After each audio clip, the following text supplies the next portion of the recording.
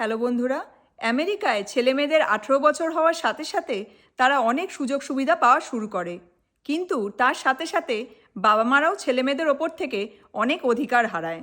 এদেশের কালচার আর নিয়মকানুন বলতে পারো আমাদের দেশের থেকে সম্পূর্ণই আলাদা। এদেশে বেশিরভাগ ছেলে মেয়ে তাদের 18 বছর হওয়ার সাথে সাথে সবার আগে বাবা মার থেকে আলাদা হয়ে মেস বা অ্যাপার্টমেন্টে মুভ করে যায়।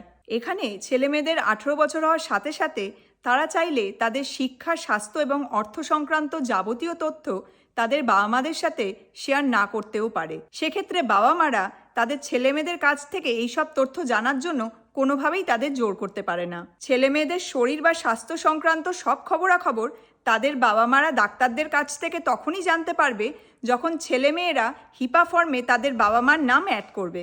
Health insurance portability and accountability act বা হিপা ফর্ম হলো একটা কনসেন্ট ফর্ম, যেখানে লেখা থাকে যে ডাক্তাররা 18 বছর বা তার বেশি বয়সী পেশেন্টদের স্বাস্থ্য সংক্রান্ত যাবতীয় তথ্য পেশেন্টদের অনুমতি নিয়ে কাকে কাকে জানাতে পারবে। তো ছেলেমেয়েরা যদি হিপা ফর্মে তাদের বাবা মার নাম অ্যাড না করে, তাহলে বাবা মারা তাদের ছেলেমেয়েদের স্বাস্থ্য সংক্রান্ত তথ্য কোনোভাবেই জানতে পারবে না।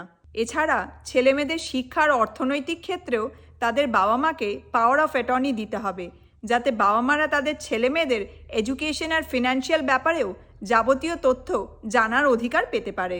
এখানে বেশিরভাগ ক্ষেত্রে ছেলেমেয়েদের 18 বছর হয়ে গেলে তারা আর তাদের বাবা মাকে কোনো কিছুই জানায় না, আর বাবা মারা ছেলেমেয়েদের ওপর থেকে তখন এইসব অধিকারগুলো হারায়। তবে তাতে বাবা মা বা ছেলেমেয়েদের কোনো অসুবিধাই হয় না, কারণ এখানের কালচারটাই এরকম, আর তারা এভাবেই বড় হচ্ছে। এখানে প্রতিটি মানুষের ব্যক্তি স্বাধীনতাকে ভীষণভাবে প্রাধান্য দেওয়া হয়। এছাড়া এদেশে ছেলেমেয়েদের 18 বছর হওয়ার সাথে সাথে তারা ভোট দিতে পারে, মিলিটারি জয়েন করতে পারে, প্রপার্টি কিনতে পারে বা কোনো কন্ট্রাক্টেও সাইন করতে পারে।